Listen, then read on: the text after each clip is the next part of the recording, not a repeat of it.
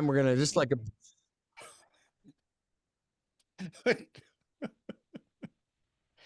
Oh.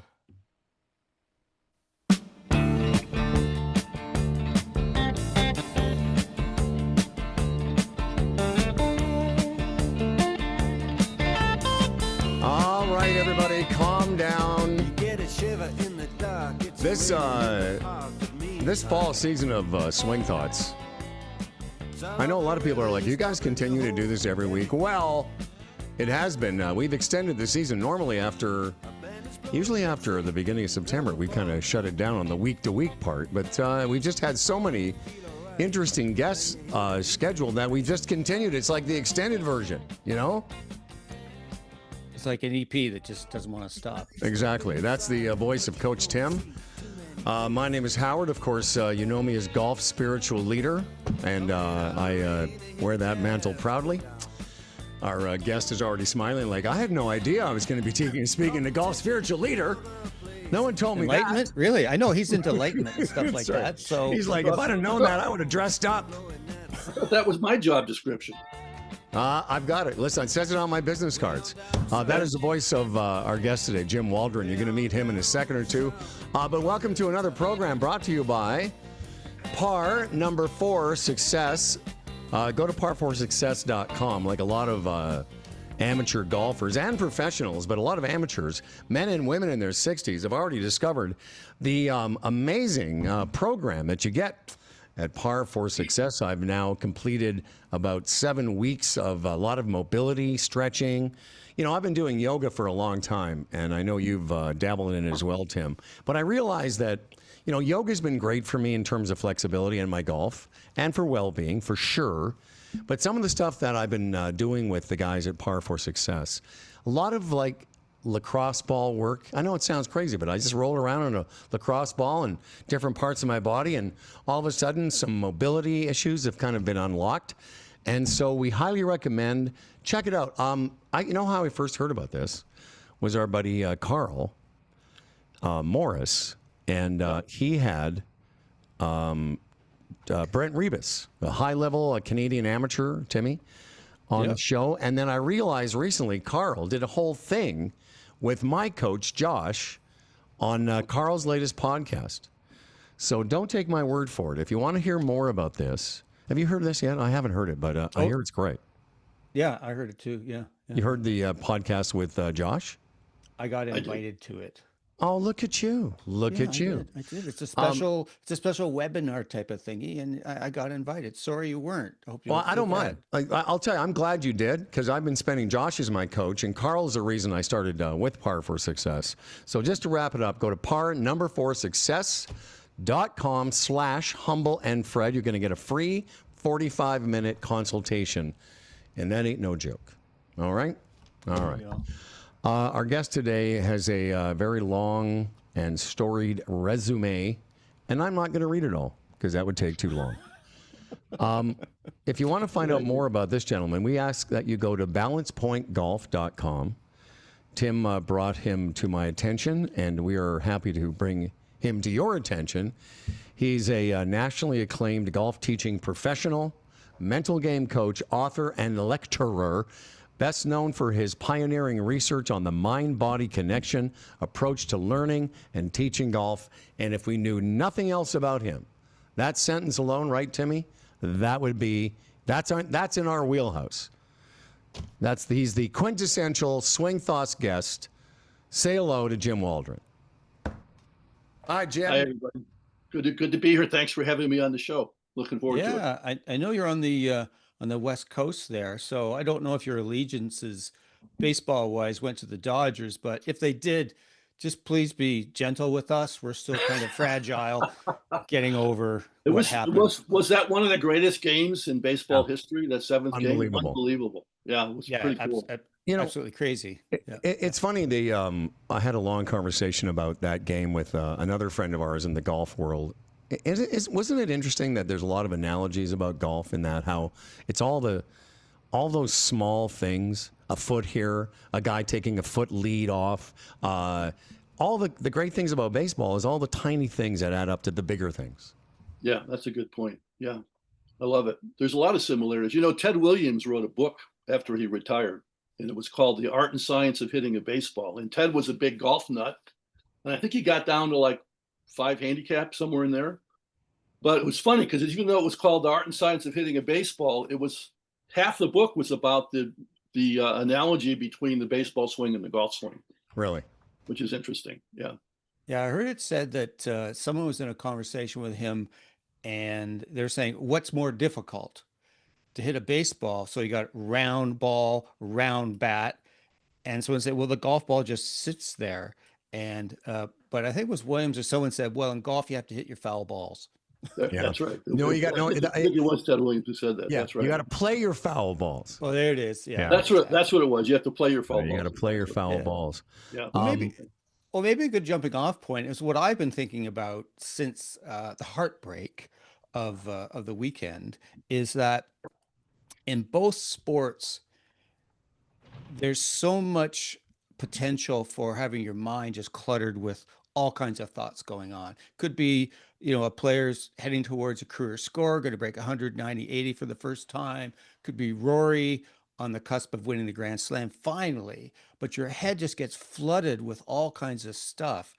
But, a baseball player, a pitcher, you got to just shut that stuff out. So Jim, you've been consumed with this kind of stuff for most of your career.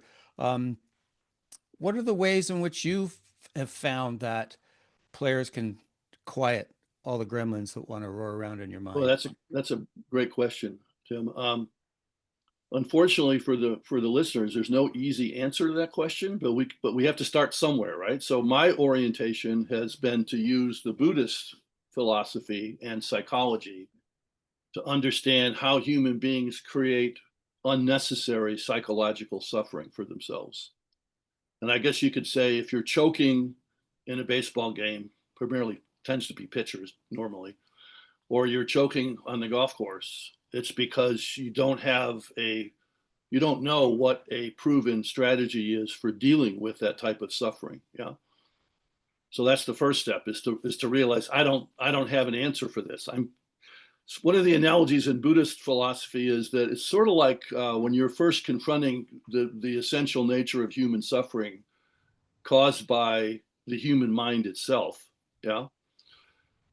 It's sort of the analogy is that you're going down like a powerful river, like a class 3 or class 4 rapid river, and you're not a good swimmer, and you're constantly getting inundated with waves, which is the suffering. And the question is, what do you do? How do you get out of it? And so the first step in Buddhist practices is to form a very narrow focus of attention on just one thing. And the technical term for that in Buddhist practice is samatha practice. And what you're doing in that case would sort of be similar to if there was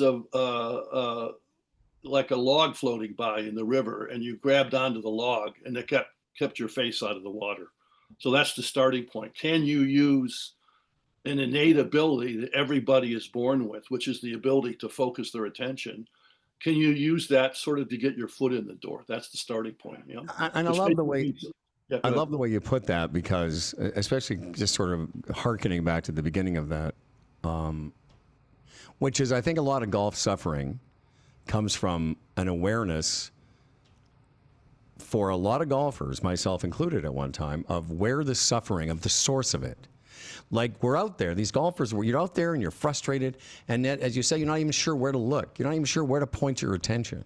Right. That's a good point. Yeah. And the difficult step is the first step, like most things in life, right? If you adopt this, what I'm recommending people do, this Buddhist approach, you start to pay attention to what the mind is doing, and what you'll realize is your mind basically has a mind of its own. It's not something that you have a high measure of control over, right? And the term in Buddhism is monkey mind, like a hyperactive monkey that jumps from one branch to the next. Your mind is the river.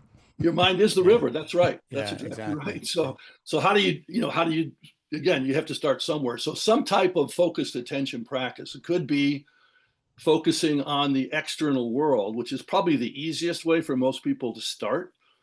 what I call walking meditation, which you can do and should do during the time between shots when you're walking or riding between shots. The goal is to stay completely external as much as possible. And Are that you has a saying proven effect of calming the mind. Yeah. are you saying like use your sensations, like listen to the birds, Yes. look at the trees, feel the ground with your feet type of thing? Yeah, exactly right. So this relates to another principle, which is called the two worlds theory, which is most people have never heard of this, but it's based on the idea that if you start to practice mindfulness and pay attention to what's happening with your mind and with your focused attention, or even unfocused attention, when you get to that point, you start to realize this craziness, this constant churning, right? That's a fact of life. And most people, when you first start to do mindfulness practice, the first 30 days are crucial because it's so frustrating, particularly if you're doing sitting meditation where you're focusing on your breath Oh and your yeah. mind wants to go up here in what Buddhists call, they also call it the thought stream. The river is also called the thought stream. And you're supposed to be down here in your belly and feel channel, kinesthetic awareness of the sensations coming from your belly, moving in and out. And all of Hmm. a sudden you're up here thinking about something. And then you realize, oh, I'm in the wrong spot. I got to redirect my attention. That's inherently very frustrating. Yeah. That's But right. yeah. But And if so you it's get over it, the first 30 days, that's when the magic starts to happen. Yeah. yeah, well, that's why so many people you talk about, when I coach, I introduce meditation to pretty well every person I start to coach, and they go, "Well, I tried it, and I'm not very good at it, and I know. I couldn't clear my mind." But Exactly. Yeah. that's not the objective of the exercise. To me, it's increase awareness. What is my mind doing? That's It's almost exactly like right. detach from Yeah. it. But Yeah. something I wanted to run by you, and I think again, we're so attached to outcomes. We want things to happen. We desperately wanted the Blue Jays to win. Yeah. We're so Yeah. attached to that. And we're so averse to the thought that, oh my God, they could effing lose. Yeah. But I think part of what I'm getting at here is having an awareness of what my mind's doing and how I'm so craving a certain result. And that craving is what creates the suffering. That's right. Craving, from the Buddhist point of view, craving or resistance, which is the opposite of craving. So craving means you're not happy right now, but you might be in the future if you do X or Y or Z. So that's grasping onto pleasure, security, things like that. I'll be happy when. Yeah, I'll be happy when. I love that phrase that Carl's used in the past. And Hmm. then the resistance is basically fear. When the moment that you're experiencing is creating some type of suffering, you don't want to suffer. So now you're trying to push back against that moment. And that's also called the attraction repulsion dynamic in Buddhism. And it's the constant moving toward or away from the reality of the present moment. There's others, but that's one of the big primary underlying mechanisms that the suffering happens, right?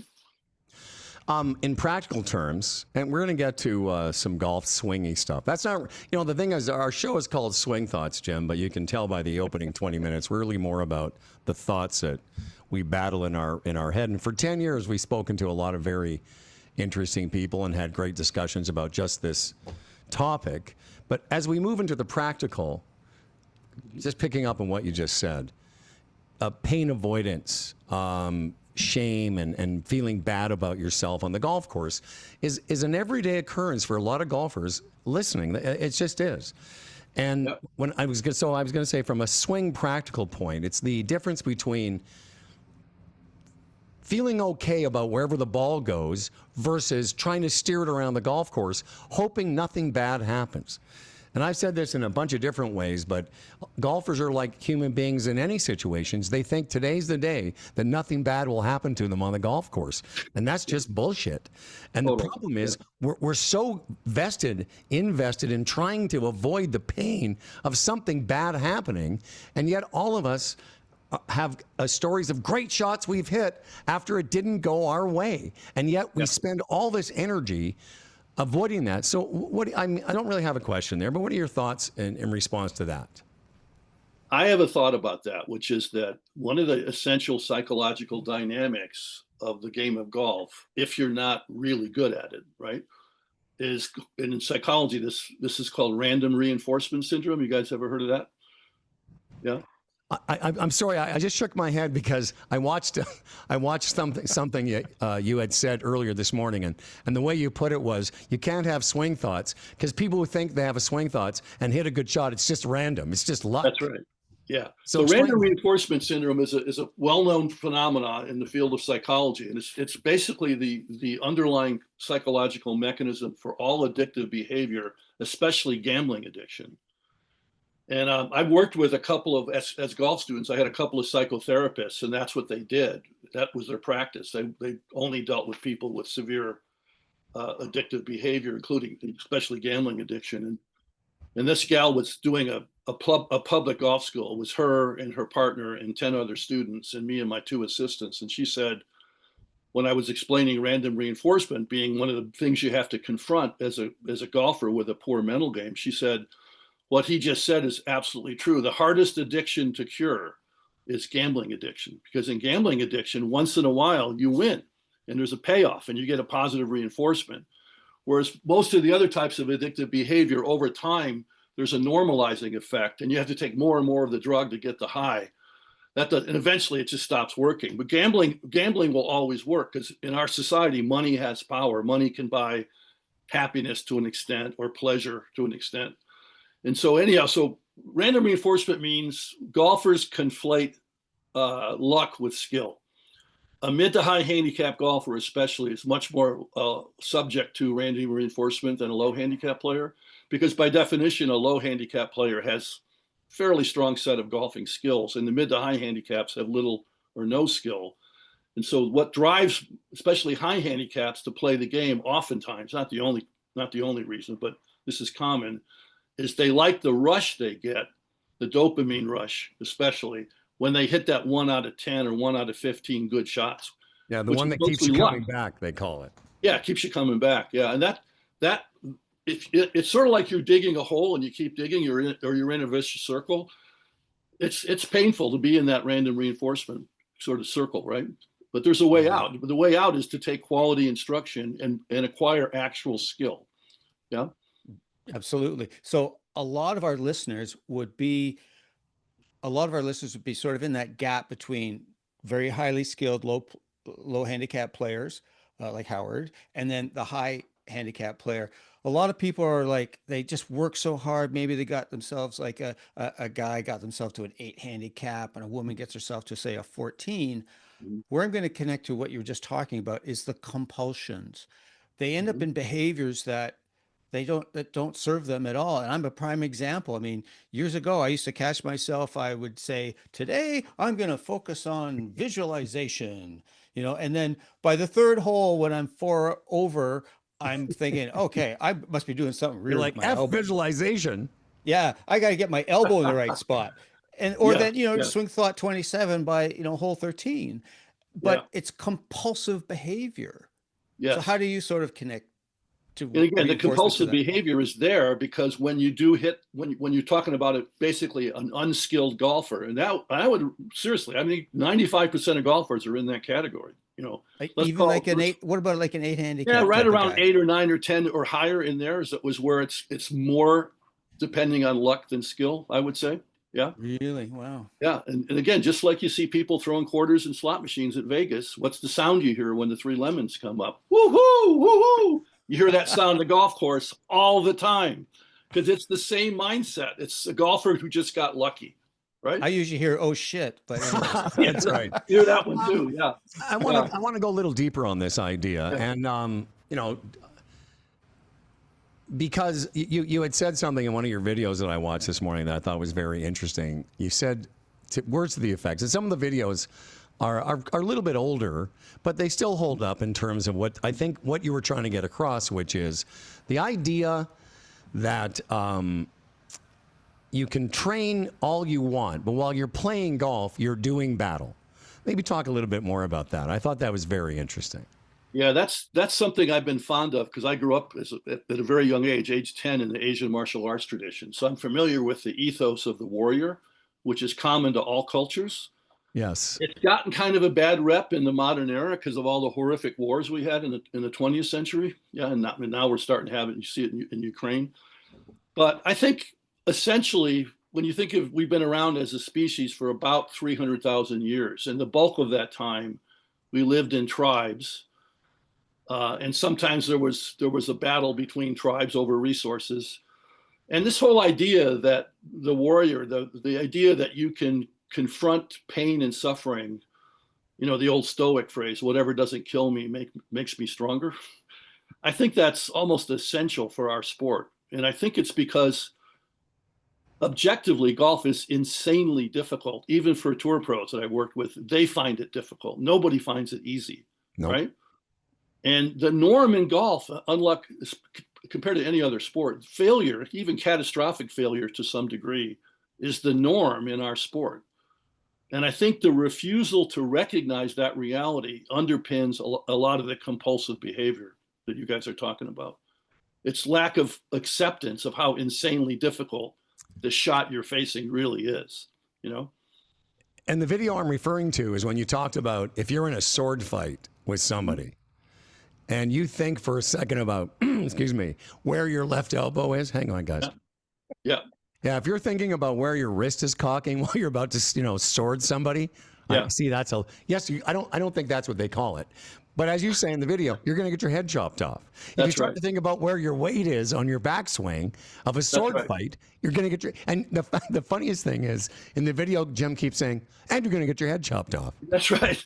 I was quoting from an essay written by a 17th century, the number one samurai warrior, teacher of samurais. Are you saying the Butch Harmon of samurai teachers? Samurai sword No, fighter. I'm sorry. The Jim Waldron of samurai Okay, instructors? either one. But the point is, he wrote this long essay about why, and the term I use, I came up with this term 35 years ago, contamination, which is using mechanical swing thoughts in the moment when you're swinging at normal speed. So he wrote this famous book, and he basically went through every body part. When you focus on your right elbow, you get your head cut off.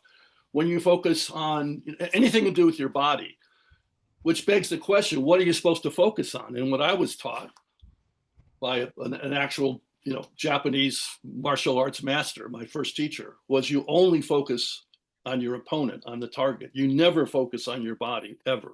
Yeah. So that's the That analogy speaks to. you know, go ahead. Well, I was going to say quickly, just to wrap it up. That speaks to Gabriel Wolf and her work about external target. I mean, Well, I was going to say that's what Jim says in the video. He says if you're not focusing on the target in a fight, you're going to lose. Yeah. It's a little different in golf. I mean, the analogy doesn't hold 100% because my understanding of external world versus internal, you know, the famous two worlds theory, your body's part of the external world. But the way most people experience their body, golfers and non-golfers, but especially golfers using swing thoughts, is when they try to connect their mind to their body, they picture their body or they picture a body part, right? Or they talk to the body part. And that's part of what we call the internal world. When you're thinking, and there's two ways the mind can think. You can think in visual images or you can think using language. If you're talking to a body part or you're picturing a body part, your mind is actually not engaged with your body at all. You created a hallucination, a simulation, a fantasy about your body. Right? So the only way you can actually connect your mind, your consciousness to your body is in the third channel, the so-called kinesthetic or feel channel, right? And then your body is part of the physical world. So when you're focusing on your body and feel, which I'm perfectly fine with, many majors have been won in the game of golf with the golfer focusing on feeling a body part during the swing. That's perfectly fine. It doesn't have to be target. okay, when you say feel, Jim, are you talking about someone placing their attention? Let's say, I'm going to feel my hands through this shot. Mm-hmm. I'm going to say, sense what the club head is doing. Is that Mm-hmm. what you're doing? Sort of, instead of thinking, you know, the mind going, okay, make sure you finish your backswing, let your right elbow drop, transfer your weight, conscious thinking, Yep. versus just sort of observing, feeling what's happening, tuning in that way? That's right. And when you're simply paying attention with this skill we have called focused attention or focused awareness, you're doing it in a passive way. As soon as you're trying to actively change whatever's happening in the moment, you're no longer functioning in passive mode. You're in active mode, right? People And don't like that passive word in our yeah, culture, do they? I mean, everything that comes at us through online instruction is do this, do that, do this. yeah, It's like yeah, take charge of your life, all that kind of stuff. yeah, Passive is a word. I think you've really using that word has really opened up an insight for me. But it's so I think what we're talking about and words like passive, it's so counterintuitive to the golf industry and everything that's going totally. on. It's almost the opposite approach. It is the opposite approach. So passively noticing, for example, the most commonly used body part among good players, including tour pros I've worked with, if they are using the body as a general category of focus, is grip pressure. So you're holding on with your finger pressure against the handle of the golf club with a certain amount of pressure. And if you're a good player, you've learned almost certainly proactively, consciously, how to achieve the proper amount, because you can have too little grip pressure, in which case the handle can slip, or you can have too much grip pressure, which locks up your wrists and your forearms, which blocks your release. So you kind of want medium pressure. So once you've acquired that skill of knowing how to hold on with the proper medium pressure, you could go play golf and simply put your awareness on your finger pressure and just observe it without trying to change it, right? That that has a proven track record for success in the game of golf, as long as, at least in the background of your awareness, there's some vague sense of the target where you want to Well, send the that's ball. what I wanted to jump in and say, Yeah. because we had just talked about, the way of the samurai teaching, if you're focused on a body part, you can lose your head. Yeah. If so, maybe you could clear up the difference between feeling, as Tim was explaining, feeling your body through the swinging motion and feeling it while still being able to do battle. Yeah. Yeah. Well, I think for sure in terms of fighting, which is something I turned out to have kind of an innate. I grew up in a rough neighborhood. I got in fights against bullies all the time as a kid. There's no question that when you're fighting, you need to be 100% focused on your opponent. To me, that's not an option. That's the only way you should use your mind in an actual fight, whether it's a fist fight or a sword fight of any kind. But in golf, it's just simply a fact. I mean, I've worked with a lot of tour pros and top amateurs. A lot of these guys don't use target picture in the foreground of their awareness, which is the foreground is what I call the focal point. So that means if you think of consciousness as a beam of light coming from a flashlight, where you're focusing the beam of light is the focal point. But that doesn't mean you're not aware of stuff happening in the background. So I've shot many subpar rounds of golf with my mind focusing on a body part passively in feel, but in every case, all those shots, I had a sense of the target in the background. But I've also shot subpar rounds of golf with my mind completely in the foreground. I had the target picture, so both can work. Yeah. And you used this word earlier in the conversation, the contamination. Where the way that our minds work. It's almost like there's a contamination. How do you, and again, I did a little, Tim turned me on to you, and this morning I spent a bit of time going through your golf schools and what happens, and they're very intense. They're long 7 and 8 hour days, and it's a different approach to teaching the game. So how do you deprogram some of this contamination? Well, my job at first step, I have to convince the student, at least intellectually convince them, that swing thoughts don't work the way people think they work, right? And so one analogy is, if you think of what happens in the golf swing as how a computer works, and if you have a program called proper golf swing mechanics on your hard drive, and then you click enter, it'll manifest. It'll send say a document to your printer. So your printer would be your body. The cable connecting your computer to your printer would be your mind-body connection, basically your connection between your brain through your motor nerves to your muscles, right? The analogy is, if you don't already have a golf swing program on your hard drive and you keep pressing the enter button, which is what most amateurs do when they're using swing thoughts, occasionally you get lucky and you hit a good shot, again, due to random reinforcement, like we talked about 10 minutes ago, right? You get lucky, but you think, oh, that's because my good golf swing produced that good shot. Well, what really happened is you accidentally got back to a better impact position, closer to how a pro arrives at impact, through sheer random luck. It's like twirling the dials, the tumbler on a safe. Occasionally you might get all three to come up to open up the safe. It's sort of like that. Or it's like, again, it's like playing slot machines. You get lucky, right? So the first step, I have to convince people you don't actually have a golf swing program in place, or at least not a functional golf swing program. So when you're trying to press the enter key, nothing's happening. The answer is you have to take instruction and off the golf course, create a better golf swing. In other words, once you have the program on the hard drive, then the swing thought can be used as a trigger to open up the program. Can you give us an example of some of these techniques you'll use with people? Because everyone, I'm sure, goes to a golf school. I'm sure they come to you because, well, maybe you're different, because if they're coming to you, they have a sense that it's going to be different in Waldron land. That's right. Totally different. But just give us a sense of what some of that deprogramming looks like, or some of that I use this story. Defragging the golf hard drive.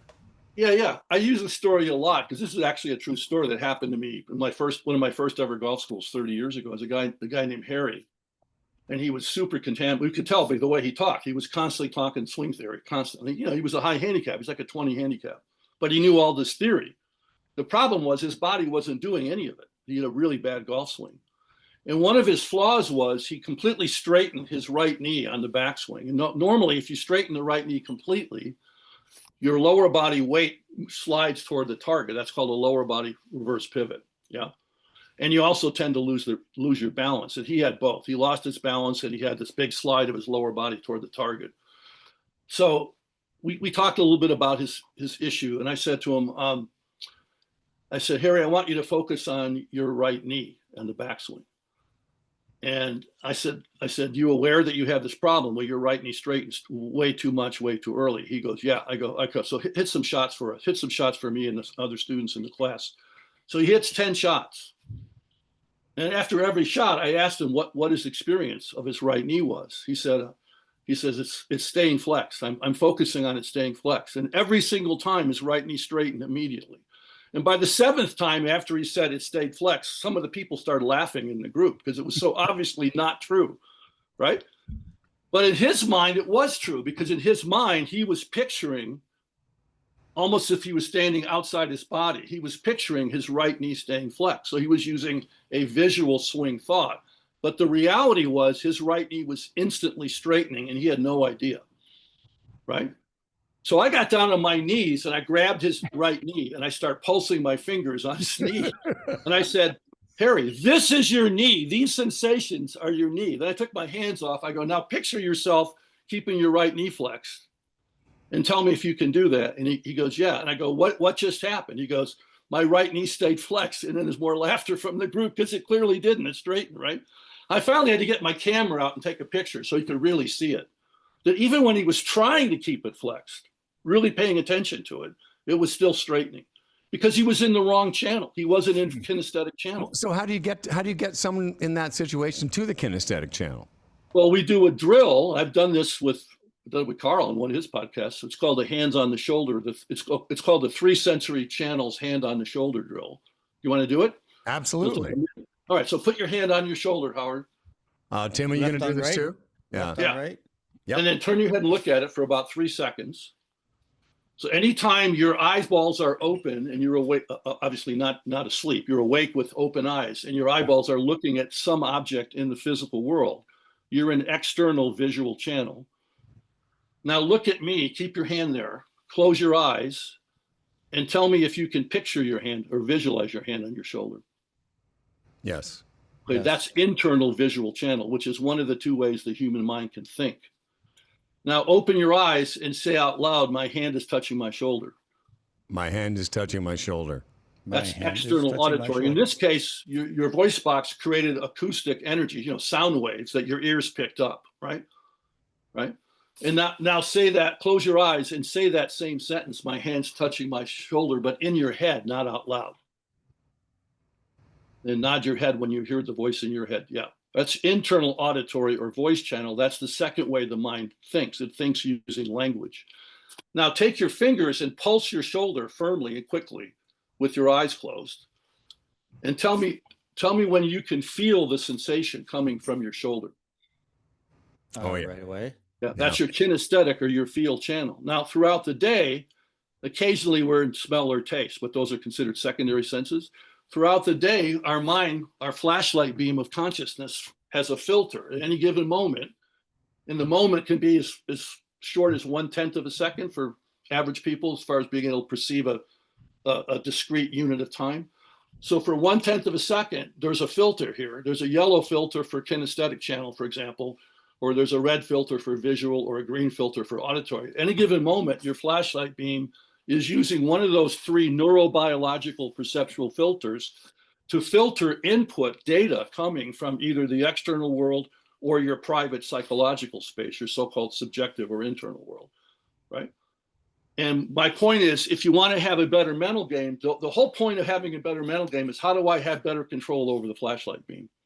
Right? That's right. Yeah. And this is an example of what I call the rules of the road for how consciousness works. So vision, hearing, and feeling are three of the building blocks for how consciousness works. There's many more, but these are the three. Yeah. What's interesting, you mentioned mental game, is that when most people think of the mental game, they have the sense of, oh, if I think the right thoughts, I'll play good golf. I know. And to me, it's more of like, am I aware of what my mind is doing? Correct. That's right. And can I put my attention in a place where will serve me, which is generally something physical, generally the sensations. That's right. Because the body doesn't time travel. That's right. That beam me up Scotty thing, yeah, it doesn't work. It doesn't work. The body lives in the moment, and the mind lives in the past and the future more often than not. It tries to avoid the present, right? Yeah. Jim, before we let you go, speaking of YouTube videos, the one that comes up a lot, there's some different ones, even went back to frickin' 1995 when your hair was a different color. That's right. Of the arm swing illusion. Yeah. And so I know that's an ancient piece of your teaching, but I found it very interesting. So all the top teachers today teach that. Yeah. So briefly, so what is that? It basically means one of the big issues and one of the big reasons why traditional golf teaching has such a terrible track record for actually causing real lasting improvement is that the theory is, until very recently, is based on a two-dimensional view of body motion and club motion. Because if you look at a photograph on a golf magazine page, or if you look on your computer screen at a video or a TV screen, you're not seeing reality. You're seeing a two-dimensional view of the human body. You're missing the depth dimension. And so what I discovered, kind of by accident, although I had some seeds planted decades earlier, including a conversation about Hogan with Tom Weiskopf. I had a massive light bulb doing mirror work on my takeaway on my wife's birthday in 1993. On your wife's birthday? Yeah. That's why there's no better time to be working on your golf swing. That's right. We're talking about important focus here. Exactly.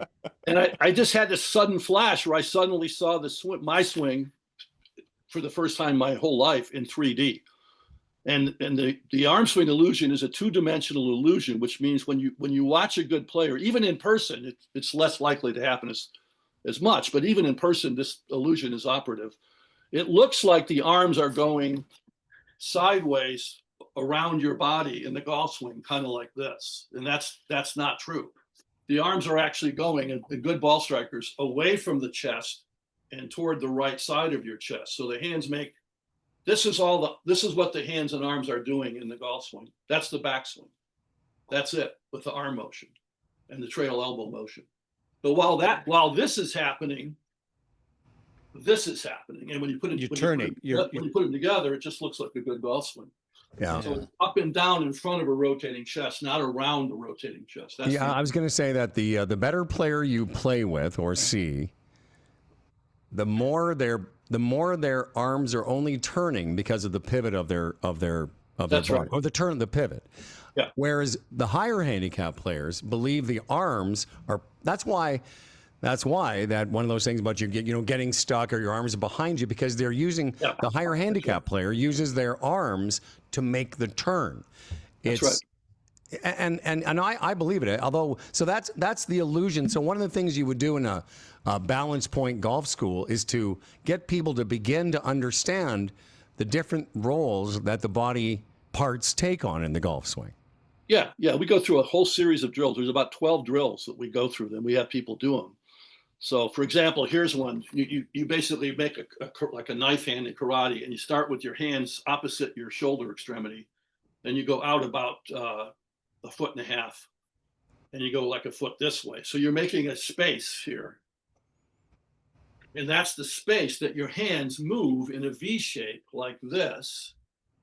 So here's the top of backswing hands. Here's the finish. Technically, here's the 3/4 finish hands. Mm-hmm.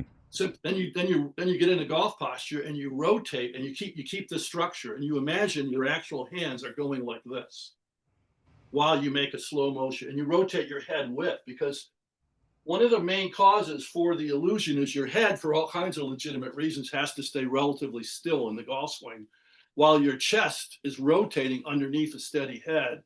And that creates a subset of the illusion we call the line of sight illusion, right? Because your head is looking down and not looking at what your hands and arms are really doing, and your chest is turning. Even for a good player, it looks from their external visual point of view, it looks like their hands and arms are going around their body. Because most of the time in life, our chest and our face are pointing in the same direction, Mm-hmm. right? That's just normal. So we conflate where our eyes are with where our chest is. But when our chest starts to turn underneath the steady head, we start to think, oh, that's my hands and arms going along for the ride behind my body. When really, they're going like this. They're going out from They're you. going out. Yeah, and they're up. going out and up. Yeah, exactly. While you rotate, while you do this, they're going like this. So, I mean, and I'm not making this up. I literally didn't sleep for 2 nights. I told my wife, I said, I just discovered. I love that. Yeah. I That said, is I the just best. discovered and I've been calling it this for, because I've been searching for the so-called answer. I call it the missing link in golf swing theory my whole life since age 10. I'm telling you, Tim and I are laughing because I've had this joke for a long time. I remember telling my ex-wife, I said, if I never thought of anything as much as I did my golf swing, we'd be way richer. I would have cured something. So That's so funny. The fact that you were up for 2 days, we get that. We understand. Of course you do. Yeah. You're our people. You're our people. We don't really we have nothing else planned for the show. So why don't we do a couple more minutes with Mr. Waldron if we can? So, because you referenced better players, and Tim mentioned I was a low handicap player. So I'm a scratch. I'm waffling right now in a +1 handicap. Good for you, man. And so I've acquired a certain amount of skill. But I can tell you, and again, I think that I call it my older brother is the one who sort of helped me coin this, but it's the idea that high handicappers think low scratch golfers are really good players, have figured out some magic trick. And you know as well as I do, I haven't. I've just somehow or another, the kinesthetic sequencing that I learned as an 11, 12, 13, and 14-year-old, working at a golf course, cleaning clubs, and had a golf club in my hand all day long, much like I do now. I don't really remember learning how to do this. I just learned how to do it through being a kid and trial and error. Yeah. But even now, I'm always working on something with my golf swing. I just came back from London. I had an amazing experience dealing with another friend of Carl's named Marcus Bell, and working on actually a very different type of golf school as well. But my point is, what is it that higher handicaps, what should they know about lower handicap or good players? We're all still struggling. The game is still a conundrum. It's just that maybe the swinging part we've solved a little bit more. That's all. Well, I think you made a good point, which is that the way you learned it as a kid, I'm the same way. I grew up on a golf course, and my dad was a good player, and I was around good players all the time. I mean, I learned probably 90% of my movement patterns in my golf swing. I learned literally unconsciously by simply trial and error, right? Not technically 100% unconscious, because there is a moment of light bulb when you can feel something that works, right? But also, I'll just jump back in. One of the things, I'm not sure if I ever told you this, Tim, but I used to do impressions for my dad, who was a decent player, 6'7" handicap. I used to do impressions of the golfers at my course, the guys whose clubs I used to clean. I used to be able to mimic their golf swings. Well, you were a comic in training. But less from a comedian, but more from just what kids do. I just mimicked better players' golf moves. Yeah.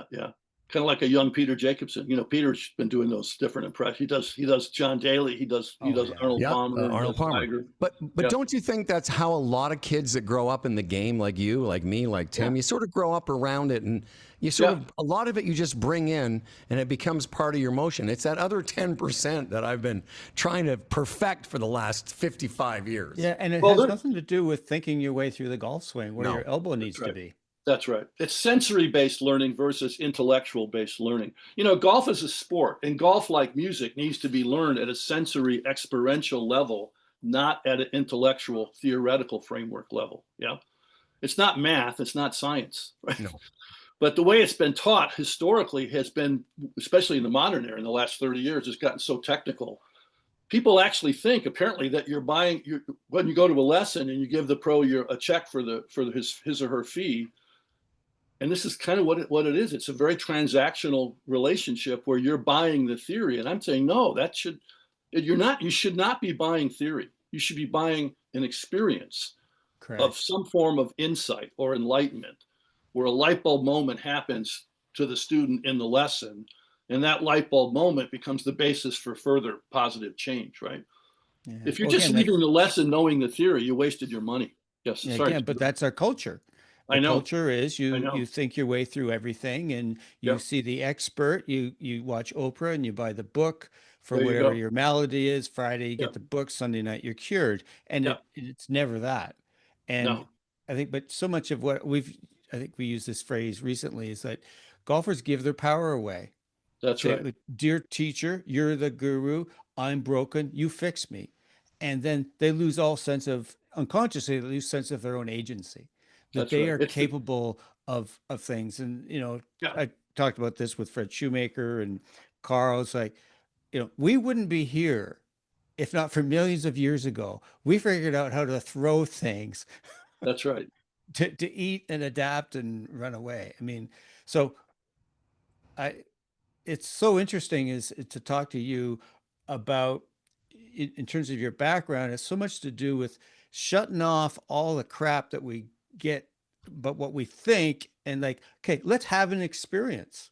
That's right. Have an experience.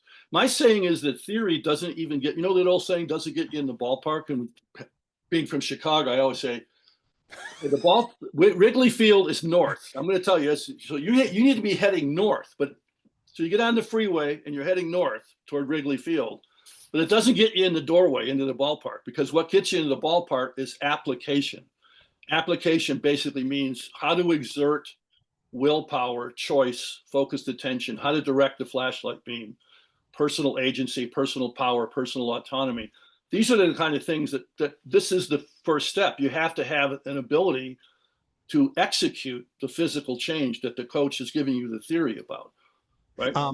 And I totally agree. Tim and I have had lots of conversations about the transactional nature of golf teaching. We both have, you know, Tim does some instruction. I've got lots of friends that teach golf for a living. And part of the way the paradigm is faulty is because, you know, here's a couple $100. That's not a small amount. And I got an hour of your time, and I'm expecting to leave here with something. And it doesn't always turn out to be the case. And I love what you said about, you know, and Marcus, our friend from last week, the guy that I saw in London, very much like you. He's all about let's explore. Let's explore this as an experience.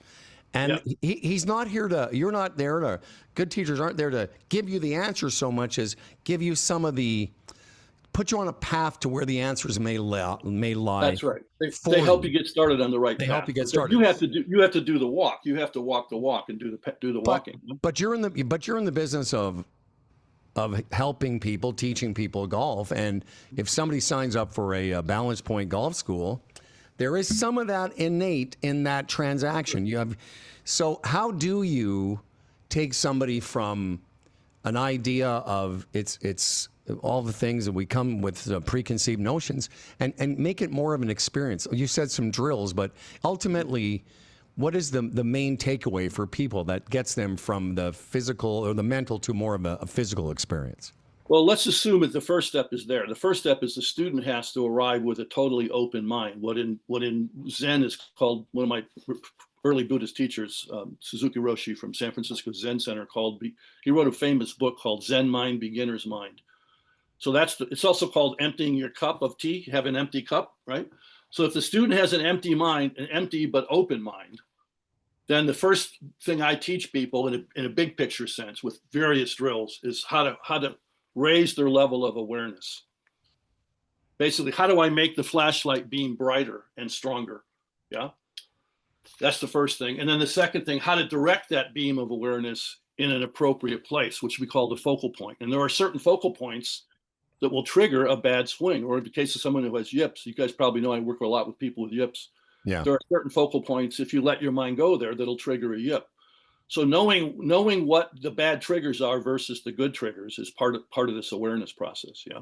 And that's just trial and error. You got to try stuff. See, you got to throw S at a wall, see what sticks, so to speak. You can say shit on the show. It's okay. Oh, I can. Okay. Absolutely, All you can. right. Yeah. Normally, if we knew you better, we would have sworn a lot more. Next appearance, we'll be all swearing and such. Yeah. Okay. Well, good to know. For next time I'm on, I'll let the swear words fly. Let it go, my friend.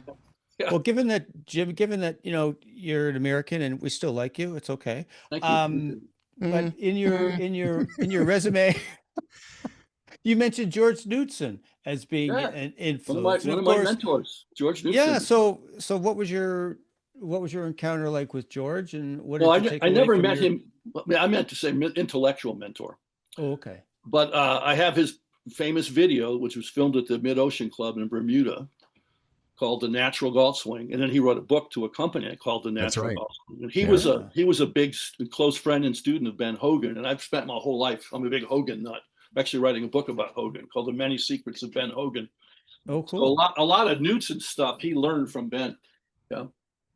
And it was, balance is the number one thing. So the reason I call my company Balance Point. Hogan's number one on the physical side, because he had two categories of skills in the game of golf, mental versus physical. But his number one physical secret or law or rule, he used all three terms, was to set up in rock solid balance, swing to the top in rock solid balance, be even more in balance during release, during the strike, and then finish in rock solid balance. That's what he worked on more than anything else.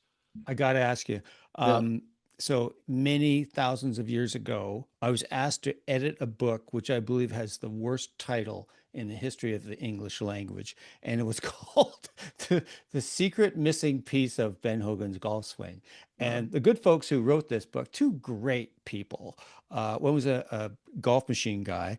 He said that when Hogan took the golf club back, he actually took his weight primarily to his lead foot. He didn't do that thing where you transfer back and go and then you bring it forward again. And then so he would transfer a majority of his weight to the lead foot, and then it was already on that lead foot. So all he had to do was pivot to go. Yeah, that's true in a big sense. Not 100% true, but he actually didn't do what you would today call a slight or even a big. He didn't do any, at least if you look at the video, he didn't actually do any weight shift on the backswing to his back foot at all. He stayed, what we call today is a perfectly centered pivot. So if you draw a line on the screen, his spine stayed on that line like this during the takeaway. By the time he finished takeaway, which is the first half of the backswing, that's when he started shifting his hips toward the target, which is very early. Yeah, but by the way, that's also become a lot of. I mean, if you look at any kind of force plate data for very good players, you'll see that it's become now. Hogan may not have shifted to the right as much as the modern players do, but one of the reasons, and a lot of people trying to figure out how a 5'8", kid like Rory McIlroy can hit it so far, but you look at his force plate data. Let's nerd out about that for a second. You look at his force plate data, or because I had this done recently, for good players, it's almost immediately on the backswing, 100% or very close to 100% of the weight has moved to the right for a right-handed golfer. But as you finish your as you start to complete your backswing, it quickly goes. And the reason Rory hits it so far is it gets to his left side so fast. Yeah. And that is one of the biggest mistakes. And this is whether it's a little bit of stack and tilt but it's a big mistake for higher handicap players that their weight. Most higher handicap players feel that the idea is that there's two things: they shift to the right, and they shift to the left.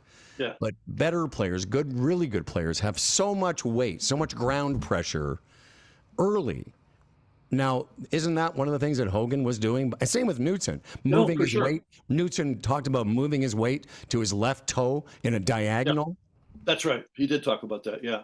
No, there's no question. So the technical term for that move is called separation. What it basically means is while you're finishing the last 10 to 15 degrees of coil with your upper body, your shoulder girdle, your lower body, your tailbone, your hip girdle, and your lower spine are shifting laterally toward the target. So you're moving in two opposite directions at the same moment in time. Yeah.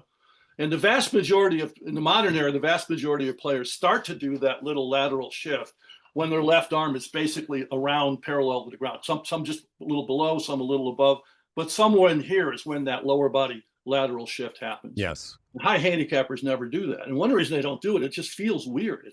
It's not an easy thing to learn. It's funny you say that it feels weird, but it feels so natural. In two cases, it feels natural in the throwing motion because you're literally you're winding up your upper body as you're Look at a pitcher. You know, I watched. We watched a fair bit of baseball around here lately, Jim. Sure. There's a reason. Like the pitchers, if you think about it, guys, the pitcher's mound has a down slope for the lower body.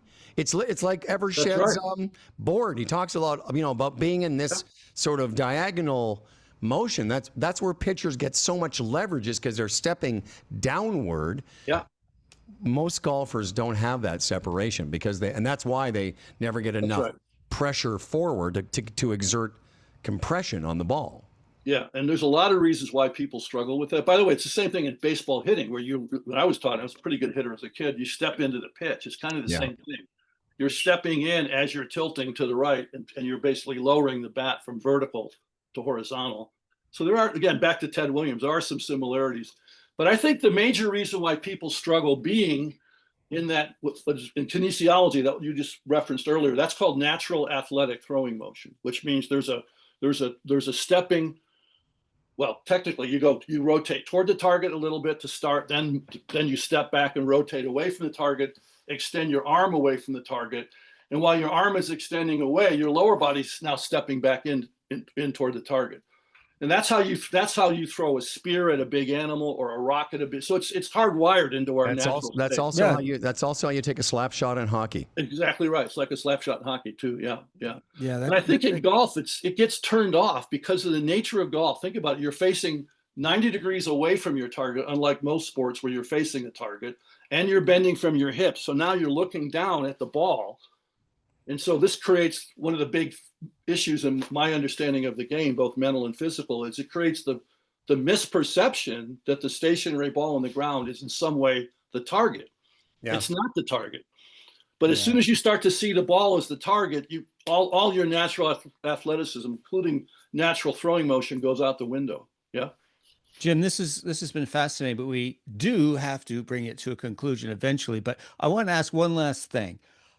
In terms of this natural throwing motion we're talking about, I heard you on Carl's podcast talking about chipping. And I've always found that in coaching players, a really good way to get them to feel the motion is to just throw balls underhanded from the chipping position. I don't know, have you tried that? How do you find that kind of this tossing golf balls helps golfers connect to these natural motions? That would be a way of getting them back to restore their natural athletic throwing motion. That would throwing a golf club like Fred Shoemaker teaches, or throwing a ball underhanded. Yeah, I do that a lot in putting when people have poor distance control in putting because they're overthinking it. Yeah. And I said, no, your unconscious / body already knows how to make the ball go. Just roll balls off your fingertips underhanded, and all of a sudden they get the feeling of instinctive distance control, right? But it's also interesting when one of the things I used to love doing when with my boys in the backyard was play catch, and I could feel that sense of going back and going forward at the same time, and that would create such a lovely sort of whip feeling that's so interesting when you watch pictures of a baseball pitcher. You watch them and they have the if it's a right-hander, that elbow's leading. You would never focus. You never teach anybody No. to point their elbow No. to the target. It comes Yeah. from that natural whipping motion. Yeah, that's right. Yeah, and there is an element of that. I mean, how much is debatable? I always say it's probably 5 to 10% of a really good golf swing is the natural athletic throwing motion, and the other 90% is learned behavior. I think that's probably pretty accurate. Yeah. Well, listen, we said to you just before we started the recording, we said it'll probably be about a half an hour, but we've gone twice that long. We could just keep. I love it, man. Keep going, What a, man. I got the time. Yeah. Well, we have to wrap it up. I have grown-up things to do. Yeah, we have some grown-up stuff to do. Jim, we would love to have you back if you'll grace us with your presence again, and absolutely, just let everyone know, like, it doesn't take long if you go to balancepointgolf.com. It won't take long for you to see why this gentleman has been twice chosen by Golf Magazine as one of the top 25 golf schools in the nation. There are thousands of them. And what an honor. Jim's been named best teacher in the state of Oregon. And by the way, especially now that, Portland, by the way, I've been to Portland, beautiful city. I'm just sorry that it's I'm just sorry that there's Terrible. a war zone. Yeah, it's a big war zone. It's a big war zone with all those with all those stuffed animals and people. On the surface, it seems like they're having fun, Jim. But we know. Anyway. No, it's those animal suits. That is I had a stuff. student fly over from London about 3 weeks ago, right after the war zone thing came out. And, his friends were worried about him coming. And he took his phone out and toured downtown Portland. There were all these people jumping, dancing, and singing, and it's just perfectly fine. Well, Jim, around the world, when you think of the war zones of the earth, the first thing that comes to mind is Portland, Oregon. Always. Go to balancegolf.com, and as I say, it'll become very apparent quickly. There's lots of information there about Jim. We barely scratched the surface, and what a pleasure to have you with us. Thank you very much, Jim Waldron. Hopefully you'll come back and see us sometime. Definitely. Anytime you want. All right. Thank you, my friend. Thanks, Jim. Take care. Bye-bye. Jim. This was that awkward part, Jim. Just go now. Do I have to? Yeah. I kind of feel like I just made 2 new friends. We're like best buddies now. I know. You know what? I think our relationship's in a good spot. We can just say you have to go. Just go now. That's what Larry David would say. Get out of here. What? That's fine. We've had enough of Jim. No, that was great. Jim Waldron, everybody. All right, okay, just before we say goodbye for another week, what we're going to do, this is when you have to go, Jim. See, like we're pretending you're not there. You just get yourself out of the Zoom room. Tim O'Connor at o'connorgolf.ca. What a guy. What a great guy, O'Connor. Yeah. That was, I knew it would be really interesting. I mean, when you look through his website and the influences, you got Percy Boomer, Mac O'Grady. I saw that, yeah. A good friend Hebron, and then you also have Rotella. And then you have like gurus, like we have DT Suzuki, who is expert in Buddhism. Alan Watts. Yeah, Alan Watts, absolutely. John Wooden. Quick story. I heard Jim on Carl's podcast. He talked about Christian Murdy. So I went, I'd like to learn about this person. So I go into my search engine, Christian Murdy, Murdy. It's Christian Murdy. Murder. Christian Murdy, like a guru guy. Yeah, very few people we've talked to have lists there. It says mental game mentors include first name up, Alan Watts. And then, of course, he's got another influence on a bunch of guys that we like Jim Mike Hebron. Hebron, yeah. And Knutson. Hey, listen, we got to go. I know you got stuff to do. We're going to take a couple weeks off, kids. 2 grandpas have been working hard lately. It's been a few weeks since we've had a break. We'll come back in a couple weeks. And just quickly, though, before we leave, we're recording this on Wednesday, November 5th, a little bit later in the day than we normally do. Did you see that story really quickly, that Live Golf is going to 72 holes? Yeah, I did that. And I also saw that the PGA Tour is not allowing anybody, if you're on the Korn Ferry or PGA Tour or whatever, you cannot get a release to play on it. No way. Anyway, well, at least I think this is a great step for them, although the name LIV means 54, you idiots. But I think it's great for a bunch of reasons. I think this is a step so that at some point there will be a reunification, because I think we are poorer for not seeing John Rahm and Bryson DeChambeau and Cam Smith. I don't care about the rest. I mean, really, there's very few other, but not seeing those top players, even DJ, like, it's just we're the poorer for it, because there's some players on that tour that would be great to see week to week. Yep, absolutely. Well said. All right. Poorer for it. Yep. Great job there. Great get. Jim Waldron, balancepointgolf.com. Tim O'Connor. If you're lucky enough to get a chance to hang with Tim, it's o'connorgolf.ca. And this program is produced by my parent company, Humble and Fred Radio. And for now, brought to you by par4success.com. For a couple weeks, we'll see you. Thanks, Timmy. Cheers. Bye. A band is blowing Dixie.